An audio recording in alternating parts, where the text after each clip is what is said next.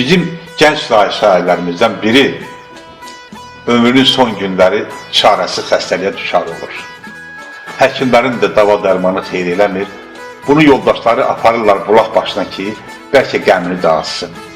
Gedirlər orada süfrə açırlar, duman gəlir, çən gəlir, o qoyun quzu ki, dağ döşkən səpələnibdir, onların səsini eşidən şair bədahətən bir şiir deyir. Dillərinə düyün düşsün, dinməyi səni niyə dağlar? Bilmədin ki, yaralıyam, ahım çıxıb göyə dağlar. Mən dərdimi bilə-bilə gəldim deyən məlhəm ilə. Bax gedirəm indən belə, nə bilirsən elə dağlar. Yol üstəyəm bala-bala, fani dünya kimə qala.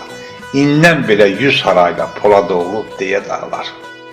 Mərhum şairimiz Zəlifxan Yaqub. Sücayətli sözlərdir, Allah rəhmət eləsin. Allah rəhmət eləsin. Gözəl sözlərdir. Mərhum şairimiz Zəlifxan Yaqub axırıncı dəfə Almaniyada əməliyyat olanda yenə ümidini vətən torpağına bağladı. Üzünü dağlara tutdu. Orada bir şeir yazmışdı. Ey qərib məmləkət, ey qürbət diyar, demə ki, yollarımı azıb gəlmişəm. Alnıma nə yazıb Allahım bilər, mən öz dastanımı yazıb gəlmişəm. Güllü çiçəkli bağım oradadır, mən burada xəstəyəm, sağım oradadır. Qayalı, şişməli dağım oradadır, damlayam, qayadan sızıb gəlmişəm.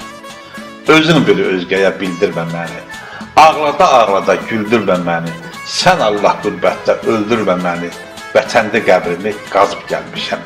Vətənin torpağı da, daşı da, suyu da, havası da həmişə insanın dərdinə dərman olur.